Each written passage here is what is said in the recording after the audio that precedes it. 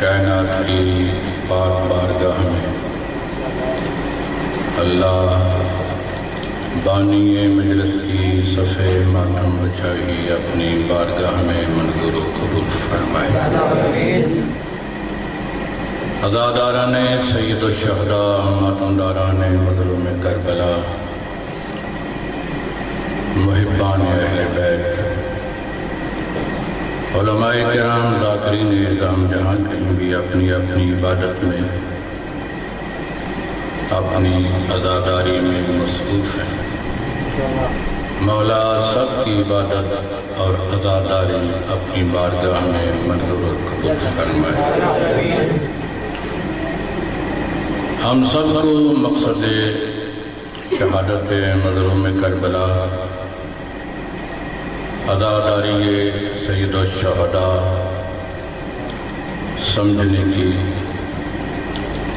لوگوں کو سمجھانے کی، خود اپنی زندگی کو، کردار کو، گفتار کو اس پاک اور عظیم مقصد کے مطابق ڈھالنے کی مولا توفیق عطا فرمائے۔ عزاداری سید الشہداء کو مولا دن دگنی رات چگنی ترقی عطا فرمائے۔ قرآن مجید سورہ یونس کی 3 آیتیں میں نے تلاوت کی ہیں۔ آیت نمبر 12، 63، 64۔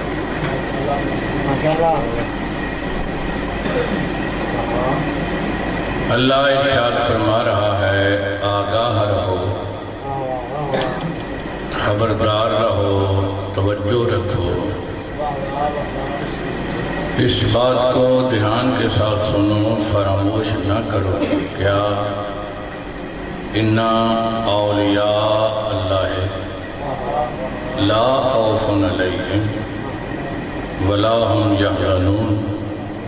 اللہ کے جو ولی ہوتے ہیں ان کو نہ کسی کا کوئی خوف ہوتا ہے، نہ کوئی حزن و ملال۔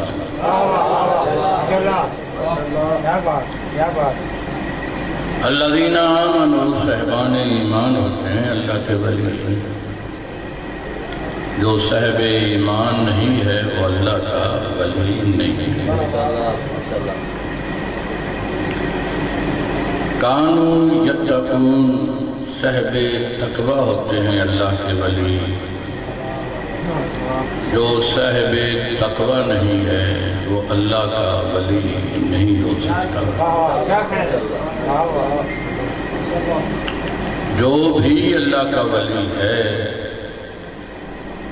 اس کے لیے نہ خوف ہے نہ حزن و ملال۔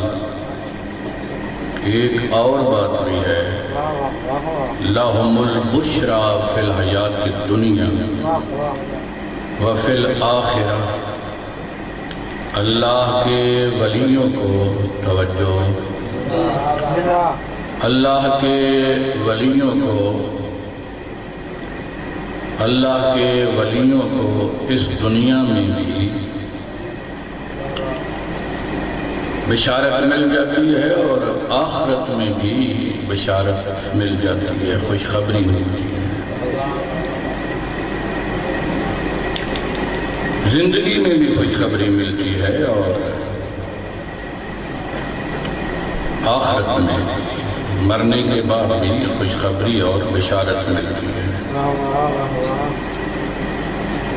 اور یہ ایسی پکی بات ہے، اللہ ارشاد فرماتے ہیں، میں کہہ رہا ہوں، اللہ ارشاد فرما رہے ہیں، میں کہہ رہا ہوں، لا تبدیل لکلمات اللہ، جو میں کہتا ہوں پھر میری بات تبدیل نہیں ہوتی۔ ذالک هو الفوز العظیم، اور یہ بشارت کا ملنا، خوشخبری کا ملنا، یہ بہت بڑی کامیابی ہے۔ بات ایک ہی اپنے وقت میں کرنا چاہوں گا کہ اللہ کے ولی ہیں کون؟ وہ کون ہیں اولیاء اللہ جن کو اس دنیا میں بھی بشارت ملتی ہے، خوشخبری ملتی ہے، اور آخرت میں بھی خوشخبری ملتی ہے؟ پہلی بات تو گزارش کی ہے، الذین آمنوا صاحبان ایمان ہوتے ہیں، ایمان کے پکے ہوتے ہیں۔ جو ایمان کا پکا نہیں ہے وہ کوئی شعبدہ باز ہو سکتا ہے، اللہ کا ولی نہیں ہو سکتا۔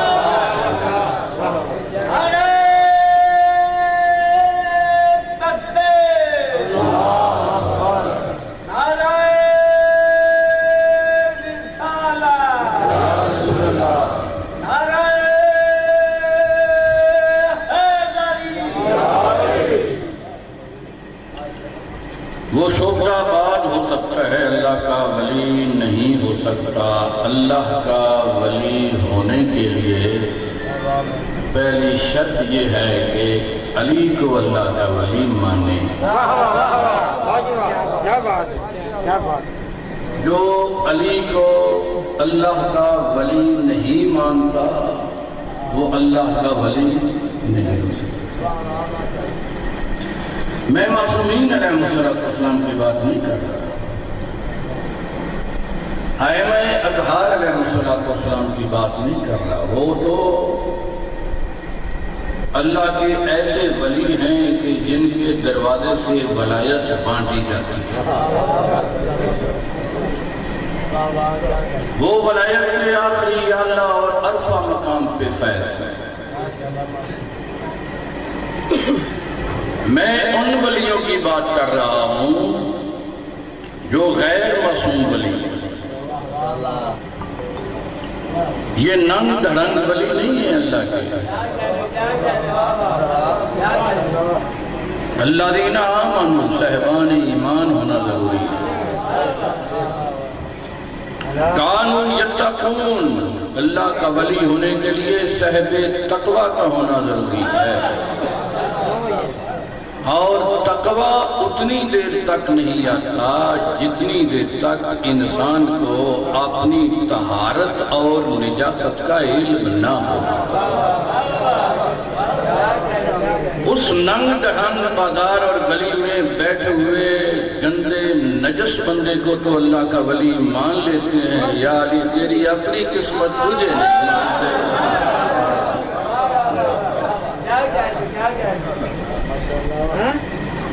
اللہ کا ولی ہونے کے لیے میں بات بہت بڑی کرنا چاہتا ہوں۔ طبیعت میری ٹھنڈی ٹھنڈی ہے اور رات بھی ٹھنڈی ہو رہی ہے۔ ٹھنڈے ٹھنڈے رہ کے سننا ہے، گرم ہونے کی ضرورت نہیں ہے، گرمی اچھی نہیں ہوتی۔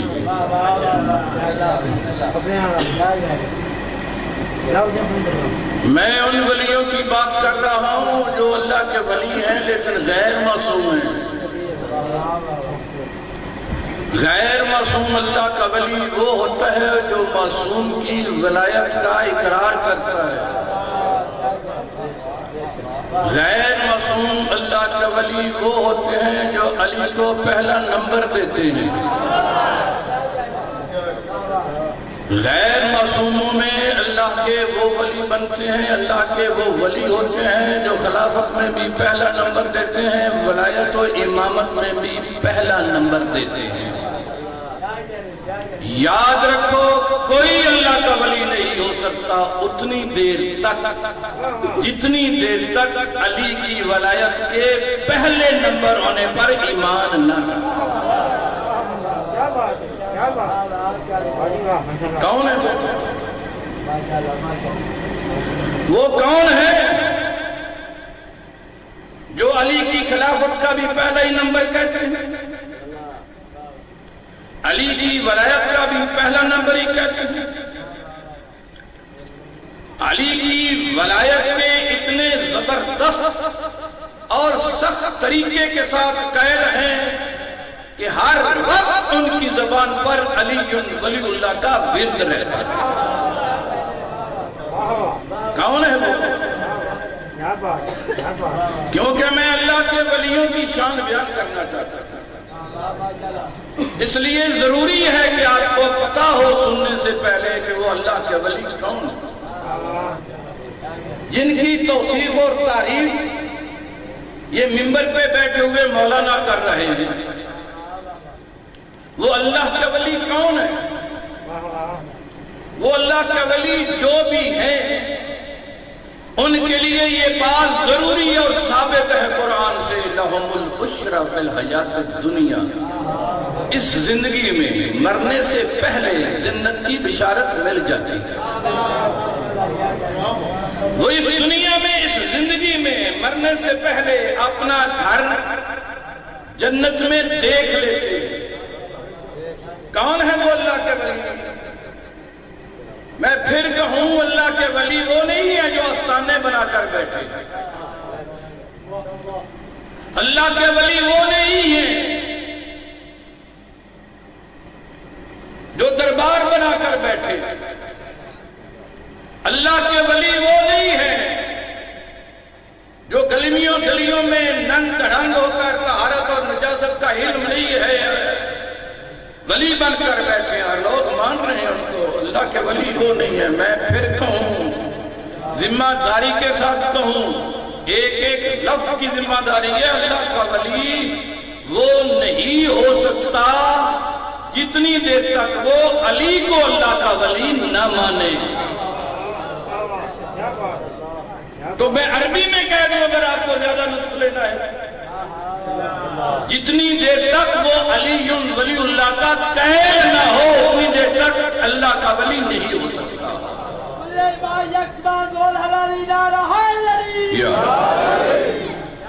تو وہ اللہ کے ولی کون ہے جو علی ولی اللہ کے قائل ہیں؟ وہ اللہ کے ولی کون ہے؟ علی کی خلافت کا پہلا نمبر ماننے والے ہیں۔ وہ اللہ کے ولی کون ہے جو علی کی ولایت کا پہلا نمبر مانتے ہیں؟ وہ اللہ کے ولی کون ہے جو ہر کام میں علی علی کرتے ہیں؟ وہ اللہ کے ولی کون ہے؟ میں کہوں کہ وہ آپ ہیں تو آپ مانیں گے؟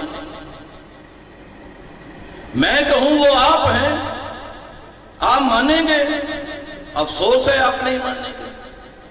ابھی بیر کوئی ننگ دھڑنگ نجاست و طہارت کا جس کو پتہ نہیں وہ بیٹھا ہوا، آپ اس کو اللہ کا ولی مان لیں۔ آپ میں ہی اللہ کے ولی کی عظمت اتنی زیادہ ہے کہ آپ خود اپنی ولایت کے قائل نہیں ہیں۔ اس گلی کوچے میں بیٹھے ہوئے جس کو طہارت نجاست کا علم نہیں ہے، مد ہوشی میں بیٹھے اپنی ہوش و حواس نہیں ہے، آپ اس کو تو اللہ کا ولی مانتے ہیں، جبکہ اللہ کے ولی کی جتنی شرطیں ہیں وہ آپ میں ہیں، آپ اپنی ولایت کے قائل نہیں ہوتے۔ آپ علی کی ولایت کے قائل ہیں؟ کیوں ڈر ہے کوئی؟ کھل کے بولو، میں سپیکر پہ کہہ رہا ہوں، ہم اللہ کی ولایت کے قائل ہیں۔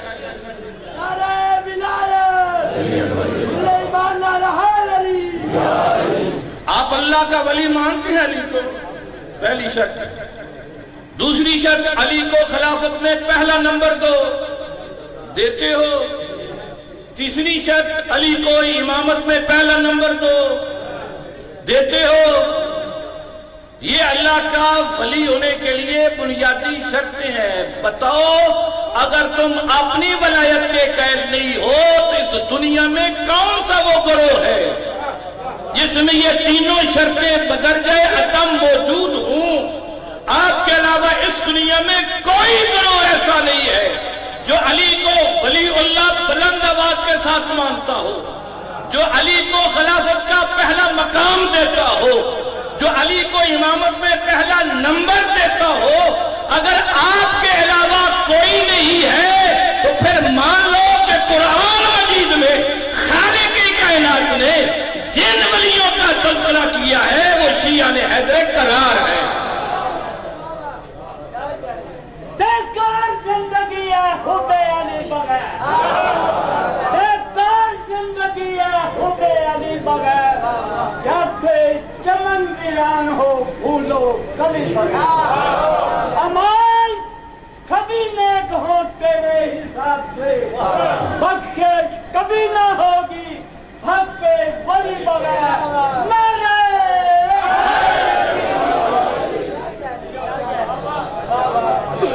तो मैं बात आप शियों की कर रहा हूं, किसी और की नहीं कर रहा। मैं अजमत आप शियों की बयान कर रहा हूं, किसी और की नहीं कर रहा। मैं मकाम आपका बयान कर रहा हूं, किसी और का नहीं कर रहा। किसी और का मकाम बयान करने की मुझे जरूरत ही क्या है? मोहब्बत अहले बैत, अजमत अहले बैत, मकाम अहले बैत के बाद अगर किसी का मकाम बुलंद है तो वो शिया ने हैदर करार है। और इतना मकाम बुलंद है अहले बैत को मानने वालों का, इतना मकाम बुलंद है कि रसूल खुदा ने इरशाद फरमाया, तवज्जो रहे, रसूल खुदा ने इरशाद फरमाया, ऐ लोगों अली के साथ मोहब्बत रखने वालों के साथ मोहब्बत रखो। ऐ लोगों अली के साथ मोहब्बत रखने वालों के साथ मोहब्बत रखो, अगरचे वो तुम्हारे बेटे के कातिल ही क्यों ना हो। अली के मानने वालों का मकाम नहीं मालूम। अली के साथ मोहब्बत रखने वालों के साथ मोहब्बत रखो, अगरचे वो तुम्हारे बेटे के कातिल ही क्यों ना हो। और अली के साथ दुश्मनी रखने वालों के साथ दुश्मनी रखो, चाहे तुम्हारा बाप ही क्यों ना हो। इसका मतलब ये है, तवज्जो, इसका मतलब ये है कि मोहब्बत अली इब्न अबी तालिब इतनी बुलंद चीज है कि इसके मुकाबले में ना कोई बाप की हैसियत है और ना ही किसी बेटे की कोई हैसियत है।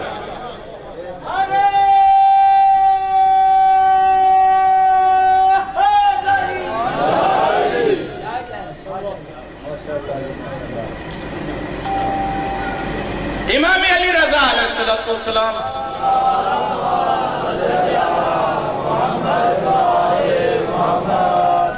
जब मशहद मुकद्दस तूस की तरफ, खुरासान की तरफ तशरीफ ला रहे थे तो ईरान की सरहद में दाखिल हुए। आपके नौकरों और गुलामों में से एक शख्स ऐसा था जो सुन्नी और मजहब था, और उसकी ड्यूटी और जिम्मेदारी ये थी कि आपकी सवारी की मुहार पकड़कर चलता था। शरीफ इंसान था, साहिबे मार्फत बंदा था।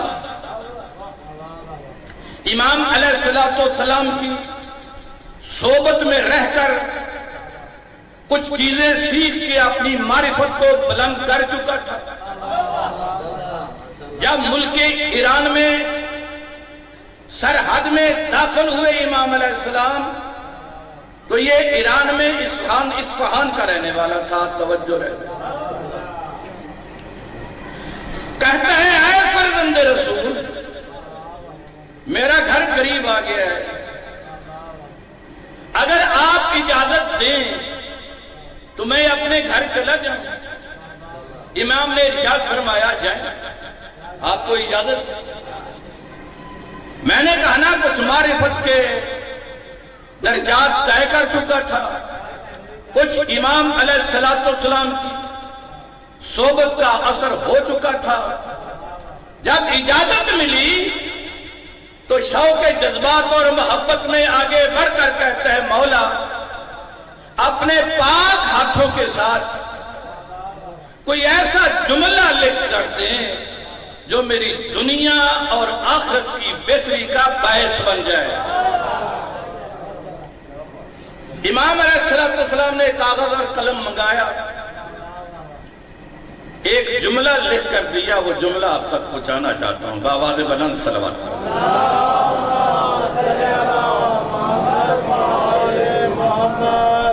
इमाम अलैहिस्सलाम ने अपने पाक हाथों के साथ ये पाक जुमला लिखा। किसको? آپ نے ایک نوکر غلام کو، کس کو؟ جو سنی العقیدہ ہے، جو سنی المذہب ہے. اس کا مطلب یہ ہے کہ سنی المذہب بھی امام کو پسند تھے کہ اپنے پاس رکھتے تھے. اور ایک اور روایت سنا دوں اہل سنت والجماعت کے حوالے سے. روایت میں ہے کہ جنت کے 8 دروازے ہیں. توجہ رہے. ایک دروازہ انبیاء اور صدیقین کے لیے، ایک دروازہ صالحین اور شہداء کے لیے ہے، 5 دروازے شیعہ نے حیدر قرار کے لیے. کتنے ہو گئے؟ ایک دروازہ ان اہل سنت والجماعت برادران کے لیے ہے جو دل میں محبت اہل بیت رکھتے ہیں. جو دل میں محبت اہل بیت رکھتا ہے، بغض نہیں رکھتا، وہ سنی العقیدہ بندہ بھی جنت میں جائے گا. اور وہ 8واں دروازہ ان کے لیے مخصوص ہے. یہ بندہ بھی انہی میں سے تھا. مولا نے ایک جملہ لکھا اس کے لیے، کن محبا لآل محمد ان کنتا فاسقا. توجہ رہے. اگر کہ تو فاسق ہی کیوں نہ ہو جائے، اگر کہ تو بہت بڑا گناہگار ہی کیوں نہ ہو جائے، یاد رکھنا بہت بڑا گناہگار ہونے کے باوجود بھی آل محمد کی محبت کا دامن نہ چھوڑنا. اس نے کہا کیا تھا؟ جو میری دنیا اور آخرت میں نجات کا باعث بنے. توجہ. بابا نے بلند صلوات پڑھ.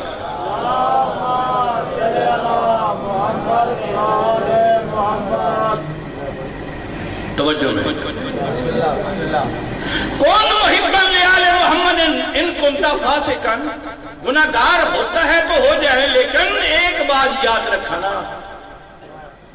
آل محمد کی محبت نہ چھوڑنا. آگے والا جملہ اور بھی قیمتی، کون محبا لمحبیہم. آل محمد کے ساتھ محبت رکھنے والوں کے ساتھ بھی محبت رکھنا. وَإِن كَانُوا فَاسِقِينَ. اگر کہ آل محمد کے ساتھ محبت رکھنے والے گناہگار ہی کیوں نہ ان کے ساتھ.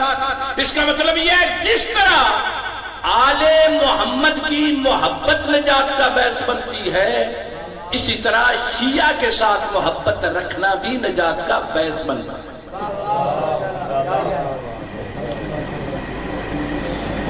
لہم البشری فی الحیات الدنیا.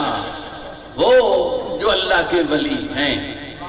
آپ کسی حد تک قریب پہنچ چکے ہوں گے کہ اللہ کے ولیوں سے میری مراد کیا ہے. اور میری مراد کا مطلب یہ نہیں ہے کہ یہ میری مراد ہے. میں جو آپ تک پہنچانا چاہتا ہوں وہ آل محمد علیہ السلام کے فرامین کی جو مراد ہے. وہ ولی خدا کون ہوتے ہیں وہ بیان کر رہا ہوں. توجہ رہے. جو اللہ کا ولی ہو اس کو مرنے سے پہلے بشارت ملتی ہے، جو اللہ کا ولی ہو اس کو مرنے کے بعد بھی بشارت ملتی ہے، جنت کی بشارت ملتی ہے. اب جس کو مرنے سے پہلے جنت کی بشارت مل جائے وہ سمجھ لے کہ میں اللہ کے ولیوں میں سے ہوں. وہ کون؟ بس بات میں آپ تک پہنچا دوں. وہ کون ہے؟ امام جعفر صادق علیہ السلام.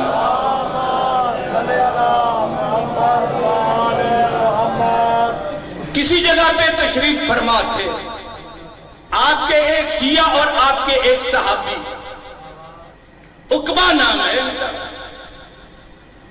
وہ روایت کرتے ہیں دل خوش ہو جاتا ہے. عقبہ کہتا ہے میں نے کہا ہے فرزند 10 مرتبہ. عقبہ کہتا ہے 10 مرتبہ امام نے ارشاد فرمایا، 10 مرتبہ ہی میں نے پوچھا کہ وہ کون سی چیزیں دیکھ لیتا ہے جن کو دیکھنے سے اس کی آنکھیں روشن ہو جاتی ہیں، دل اس کا خوش ہو جاتا ہے۔ امام نے 10ویں مرتبہ بھی یہی ارشاد فرمایا، ہاں دیکھتا ہے کچھ چیزوں کو، جن چیزوں کو دیکھنے سے آنکھیں روشن ہو جاتی ہیں، دل خوش ہو جاتا ہے۔ چیزوں کا نہیں بیان فرمایا۔ محفل برخاست ہو گئی، عقبہ کہتا ہے لوگ گھروں کو چلے گئے، میں بھی اپنے گھر کو جانے کے لیے گلی میں آ چکا تھا کہ مجھے میرے کانوں میں امام جعفر صادق علیہ السلام کی آواز آئی،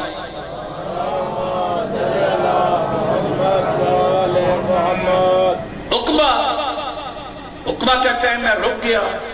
امام نے ارشاد فرمایا گویا تو پوچھنا چاہتا ہے کہ کن کو دیکھ لیتا ہے، کن چیزوں کو دیکھ لیتا ہے۔ عقبہ کہتا ہے میں رونے لگا، فرتے جذبات اور فرتے محبت میں میری آنکھوں سے آنسو جاری ہو گئے۔ عقبہ کہتا ہے گویا میری حالت دیکھ کر امام کو مجھ پہ رحم آ گیا۔ امام نے ارشاد فرمایا 2 چیزوں کو دیکھ لیتا ہے، پھر نام نہیں بتائے۔ اچھا یہ طریقہ کیسا ہے امام علیہ السلام کا؟ 10 مرتبہ محفل میں کہا، نام نہیں بیان فرمایا۔ گلی میں روک کے عقبہ سے کہا گویا تو پوچھنا چاہتا ہے، نام نہیں بتایا، تعداد بتائی ہے کہ 2 چیزوں کو دیکھ لیتا ہے۔ یہ کیسا انداز ہے؟ یہ ایسا انداز ہے جس چیز کو پختگی کے ساتھ اور شدت کے ساتھ معصوم لوگوں تک پہنچانا چاہیں کہ جو پہنچ بھی جائے اور پھر زندگی بھر یاد بھی رہے، اس وقت ایسا طریقہ اپناتے ہیں جو دنیا سے انوکھا طریقہ ہوتا ہے۔ جس طرح غدیر خم کے مقام پہ پلانوں کا منبر بنایا تھا، پلانوں کے منبر پہ کھڑے ہو کر من کنت مولا فہذا علی مولا، جنت سے تخت منگوا سکتے تھے، مدینے سے منبر منگوا سکتے تھے۔ یہ پلانوں کا منبر بنا کر انوکھا کام کر کے یہ ایسی بات کی، ایسا کام کیا کہ قیامت تک کے لیے یہ بنا ہوا منبر لوگوں کو نہ بھولے۔ اگر یہ بنا ہوا منبر نہیں بھولے گا تو پھر یہ بھی نہیں بھولے گا کہ رسول کائنات نے فرمایا تھا من کنت مولا فہذا علی مولا۔ امام علیہ السلام نے بھی یہی طریقہ اپنایا کہ ایسا طریقہ اپنایا جائے کہ اس طریقے کی عجائب کے اعتبار سے، اس کے عجب کے اعتبار سے یاد رہے کہ اس طرح تو کسی نے کبھی بات نہیں کی۔ امام نے اس انوکھے انداز میں یہ ارشاد فرمایا تھا گویا تو پوچھنا چاہتا ہے، ہاں ان 2 چیزوں کو دیکھ لیتا ہے۔ کہتا ہے مولا کن 2 چیزوں کو دیکھ لیتا ہے؟ ان 2 پاک ہستیوں کو دیکھ لیتا ہے، نا پھر بھی نہیں، ان 2 پاک ہستیوں کو دیکھ لیتا ہے۔ عقبہ رو رو کر کہتا ہے مولا کن 2 پاک ہستیوں کو دیکھ لیتا ہے؟ عقبہ کی طرف دیکھ کے امام جعفر صادق علیہ السلام نے ارشاد فرمایا محمد مصطفیٰ کو دیکھ لیتا ہے، علی مرتضیٰ کو دیکھ لیتا ہے۔ جب کہا نا محمد مصطفیٰ کو دیکھ لیتا ہے، علی مرتضیٰ کو دیکھ لیتا ہے، مرنے سے پہلے اتنی دیر تک بندہ مومن نہیں مرتا جتنی دیر تک ان 2 ہستیوں پاک ہستیوں کو دیکھ نہیں لیتا۔ عقبہ فرد محبت میں آ کر کہتا ہے اے فرزند رسول، جب بندہ دیکھ لیتا ہے تو پھر ایسا ممکن ہے کہ بندہ واپس دنیا میں آ جائے؟ مرے نہ، مرنے کے قریب ہے تو دیکھا ہے، اب اس کو کیا مرنا ضروری ہے؟ امام نے ارشاد فرمایا ہاں پھر اس کو مرنا ضروری ہے، پھر وہ واپس دنیا میں نہیں جا سکتا، واپس جا کر بتا نہیں سکتا۔ عقبہ نے کہا مولا اگر وہ دنیا میں نہیں جا سکتا تو کیا وہ ان 2 پاک ہستیوں سے کوئی سوال جواب کر سکتا ہے؟ امام نے ارشاد فرمایا نہیں، سوال بھی نہیں کر سکتا، بول بھی نہیں سکتا۔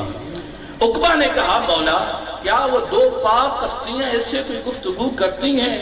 امام نے ارشاد فرمایا ہاں وہ 2 پاک ہستیاں گفتگو کرتی ہیں، بھئی وہ جو گفتگو کرتی ہیں وہی میرا مدعا ہے، وہی میں ثابت کرنا چاہتا ہوں۔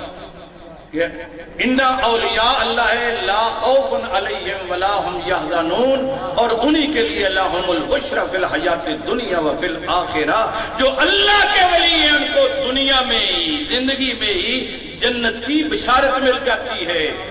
کہاں وہ گفتگو کرتے ہیں؟ عقبہ نے کہا مولا کیا گفتگو فرماتے ہیں؟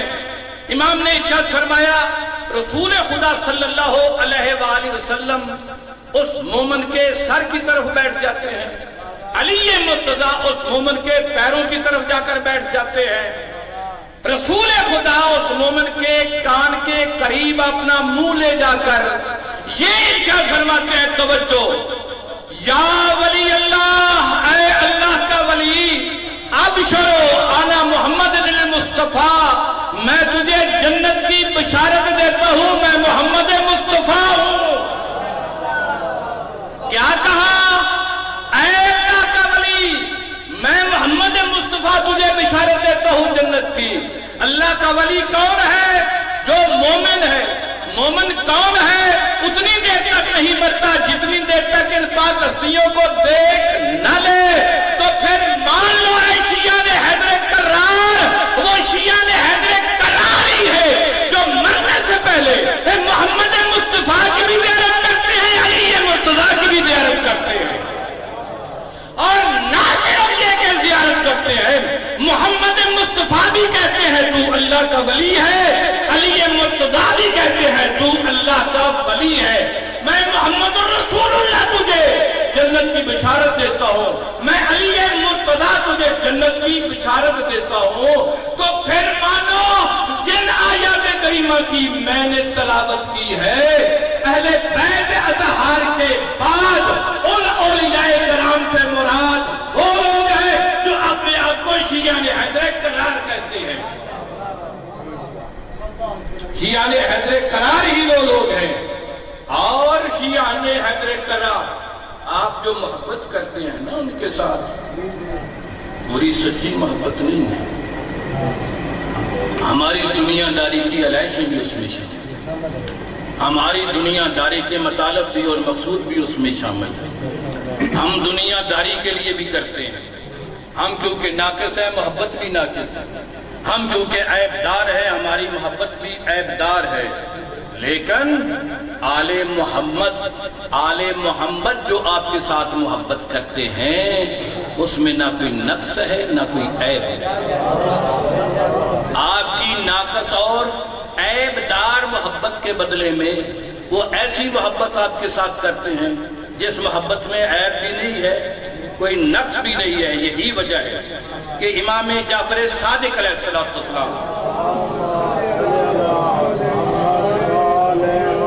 شیعوں کے ایک گروہ کے پاس سے گزرے اور ارشاد فرمایا انی واللہ احب ریحکم و ارواحکم، اللہ کی قسم، امام جعفر صادق علیہ السلام، اللہ کی قسم میں تمہاری ریح سے بھی محبت کرتا ہوں اور تمہاری روح سے بھی محبت کرتا ہوں۔ ریح سے محبت کیا کرتا ہوں؟ آپ بیٹھے ہوئے ہیں مجلس عزا میں، آپ کو پسینہ آیا ہوا ہے، یہ پسینہ ساتھ والے کو پریشان کر دیتا ہے، بدبو آتی ہے، خود بندے کو خود اپنے پسینے سے بدبو آتی ہے، لیکن امام ارشاد فرماتے ہیں تمہارے بدنوں سے یہ جو سمیل اٹھتی ہے، انی احب ریحکم، ہم اس کو بھی پسند کرتے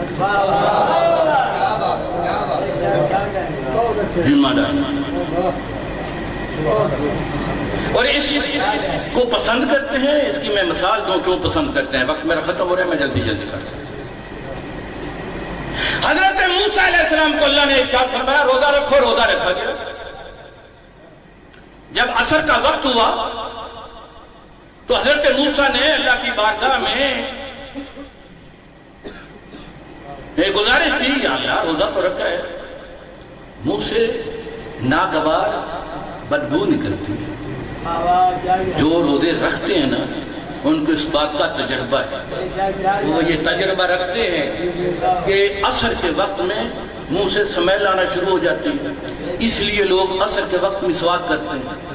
فقہ جعفریہ میں مسواک کرنا منع ہے، حرام کی سطح تک منع نہیں ہے، کیونکہ مسواک کرنے سے زیادہ امکان ہوتا ہے کہ روزہ رکھا ہوا باطل ہو جاتا ہے، ٹوٹ جاتا ہے، کیونکہ امکان ہے ٹوٹ جانے کا۔ حکم یہ ہے فقہ جعفریہ میں کہ روزے کی حالت میں مسواک نہ کیا جائے۔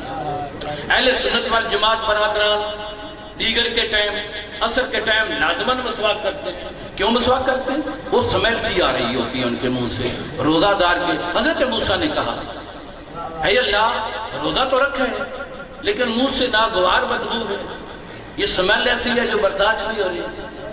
اللہ نے ارشاد فرمایا موسیٰ مجھے قسم ہے اپنی عزت و جلالت کی، جو روزہ رکھے نا میرے حکم کے مطابق، میرا حکم مان کے جو روزہ رکھے، اس کے منہ سے نکلنے والی یہ ناگوار بدبو میرے نزدیک مشک و عنبر سے زیادہ پاکیزہ ہے۔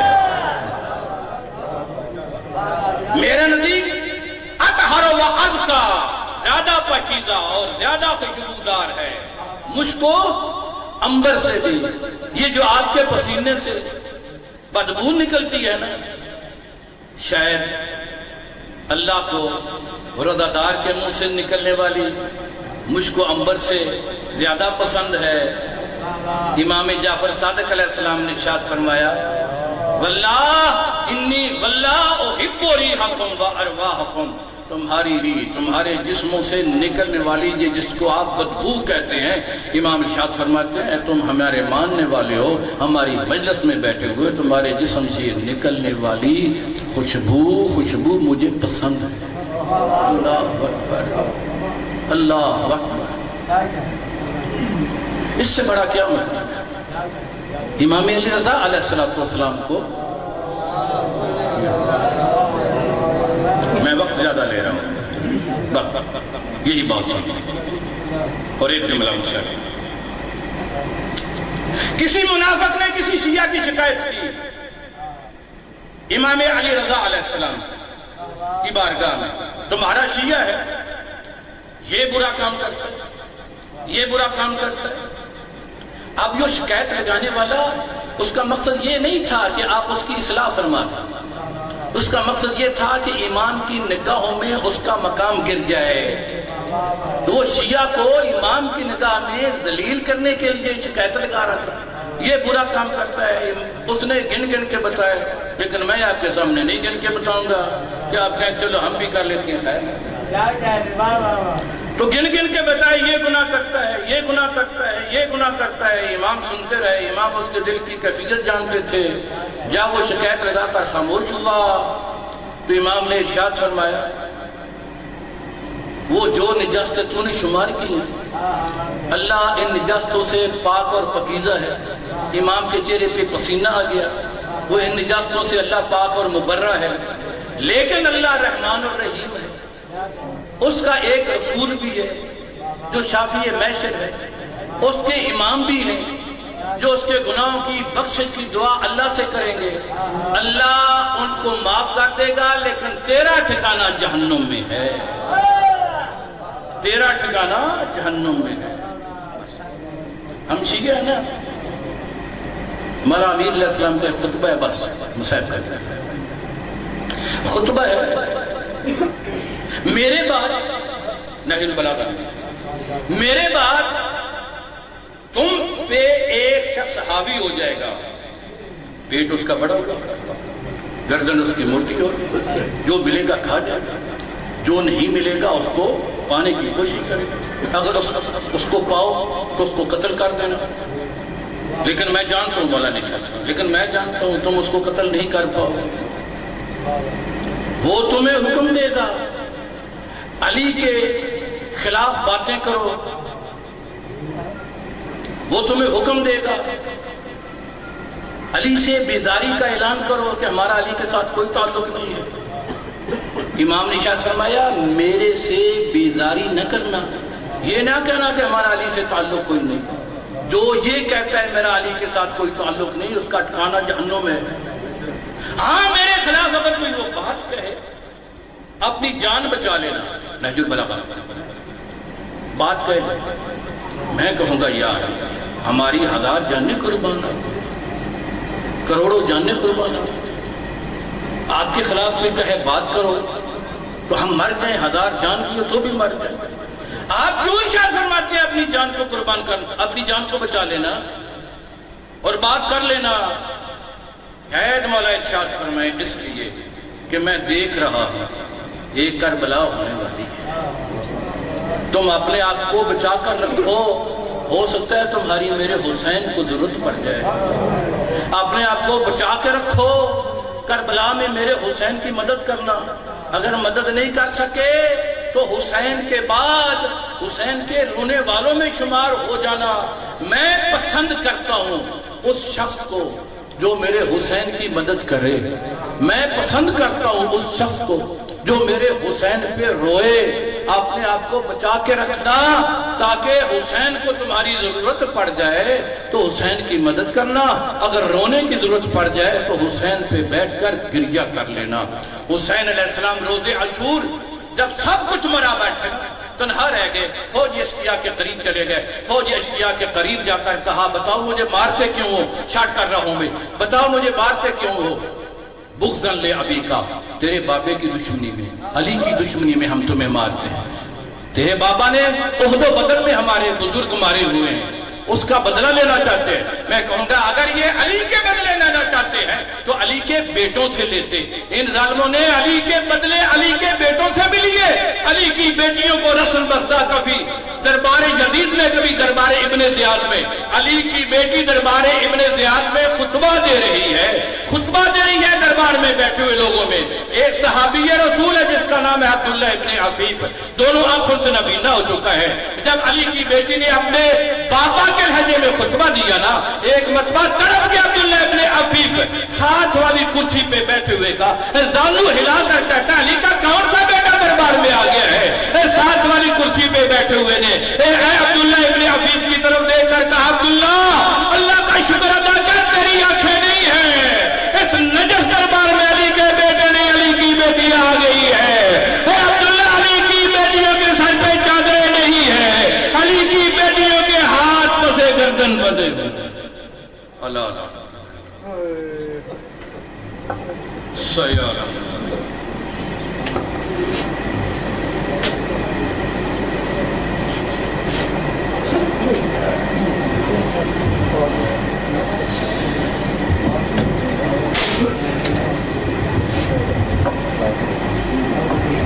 بر محمد و آل محمد بلندتر صلوات۔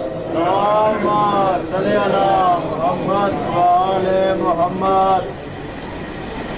احسن جناب قبلہ مولانا زمان حسینی صاحب جو بڑے مخصوص انداز دے نال بہترین آسن قرآن و حدیث کی روشنی دے شیعہ دی عظمت اور مقام دس رہے ہیں۔ ان جناب دے سامنے قاری القصائد، شہنشاہ قصائد، ذاکر اہل بیت